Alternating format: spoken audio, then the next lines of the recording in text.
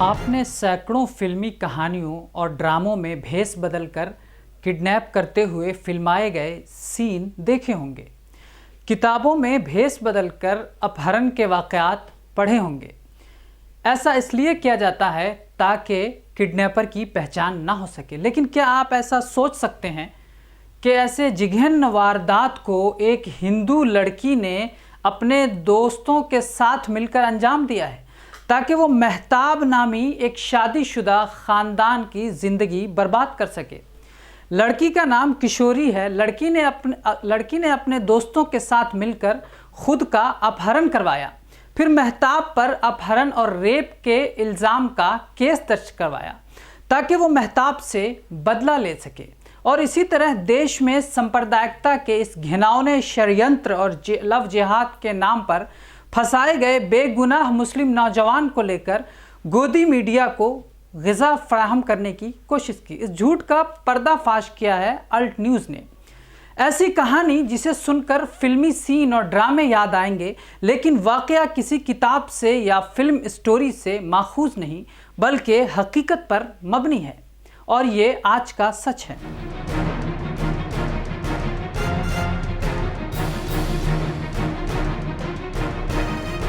मैं हूं काशिफ हसन और आप देख रहे हैं मिल्लत टाइम्स। लव जिहाद के नाम पर सांप्रदायिक माहौल बनाने वाली गोदी मीडिया और बेगुनाह मुस्लिम नौजवानों को फंसाने वाली एक हिंदू लड़की की ऐसी कहानी जो खुद अपने दोस्तों के साथ फरार हो गई और महताब नामी एक शख्स पर अपहरण का इल्ज़ाम लगा दिया। महताब और उसके घर वाले इस इल्ज़ाम में जेल चले गए।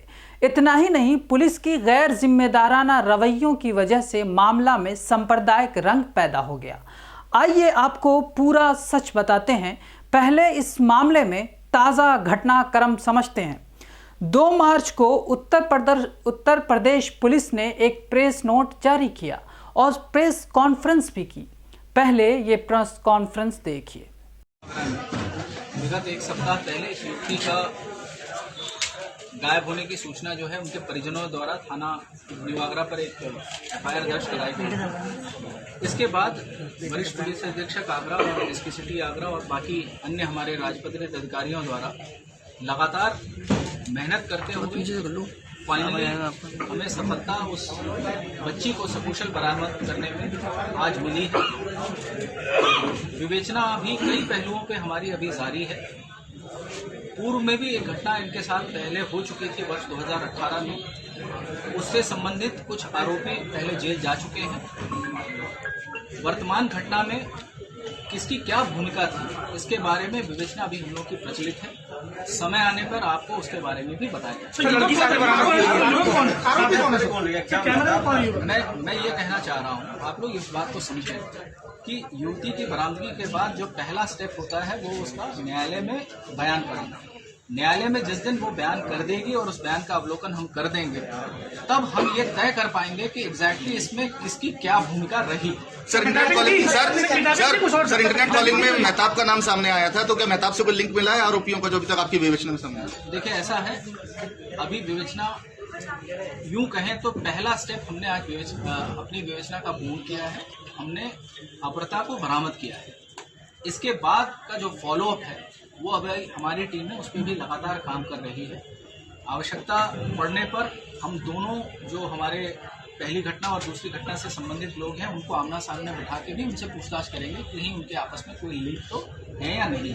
पुलिस ने कहा कि 23 फरवरी को आगरा से अगवा की गई लड़की को नई दिल्ली के तिलक नगर से बहिफाजत बरामद कर लिया गया है। मीडिया को दिए गए प्रेस नोट में लिखा है कि लड़की 1 साल से ग्वालियर के देवांशु के राब्ते में थी और फ़ोन पर वो बात करती थी। देवांशु 23 फरवरी को एक कार किराए पर लेकर दिल्ली आया था और अपने साथी रिंकू के साथ लड़की को बुर्का पहनाकर ले गया। रिंकू ने अपनी पहचान छुपाने और पुलिस को उलझाने के लिए अपने सर पर काली हैट और पठानी सूट पहना हुआ था। लेकिन इससे पहले क्या हुआ? झूठ के आधार पर बगैर किसी जांच के गोदी मीडिया का तांडव शुरू हुआ, क्योंकि सीसीटीवी फुटेज में एक लड़का पठानी सूट में एक बुर्का पोश लड़की को अपने साथ ले जाता दिख रहा था, जबकि ले जाने वाला लड़का खुद उसका दोस्त था और लड़की जिसका नाम किशोरी है मेहताब को फंसाने के लिए बुर्का पहनकर मुस्लिम लड़की का रूप धारण कर लिया था। सीसीटीवी फुटेज मिलने के बाद बड़े बड़े मीडिया हाउस ने बगैर किसी ठोस तथ्य के इस अपहरण को सांप्रदायिक रंग देने में जुट गए। इलेक्ट्रॉनिक मीडिया से लेकर प्रिंट मीडिया, डिजिटल मीडिया मुंह भर भर कर हिंदू मुस्लिम तांडव करने लगे। ट्विटर ट्रेंड करने लगा, आगरा की किशोरी को इंसाफ दो। हिंदुस्तान ने खबर छापी, मेहताब ने तीसरी बार किया है किशोरी का अगवा। सुदर्शन ने लिखा, जाट समुदाय की लड़की अचानक ही जींस से आ गई बुर्के में और फिर अंतिम बार वो मेहताब के साथ दिखी। घटना आगरा यूपी की। आगे लिखा, मेहताब उसे यहाँ से ले गया और अभी तक किसी को पता नहीं कि वो कहाँ ले गया। आप इंडिया ने इस मामले पर 2 आर्टिकल लिखे, 26 फरवरी और 27 फरवरी को।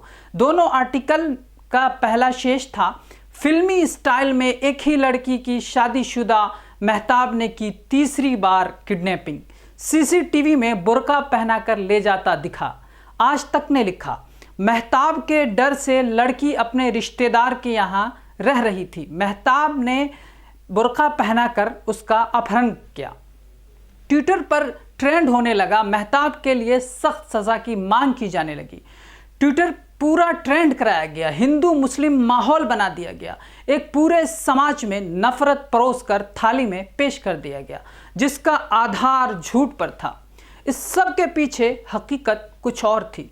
दरअसल पूरा सच ये नहीं था। लड़की ने मेहताब राणा को फंसाने के लिए साजिश रची थी। लड़की ने मेहताब पर 2018 में रेप और अगवा का मुकदमा भी दर्ज कराया था।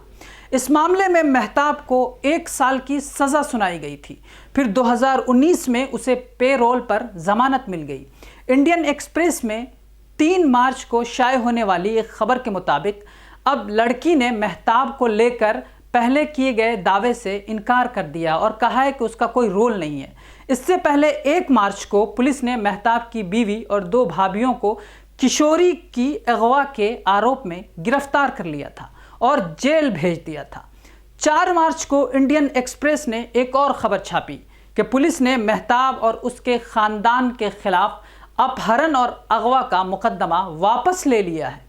रिपोर्ट में लड़की के हवाले से बताया गया कि उसने मेहताब को फंसाने की साजिश की थी, जबकि वीडियो साझा करने तक मेहताब की बीवी और उसकी 2 भाभी अब तक जेल में कैद हैं।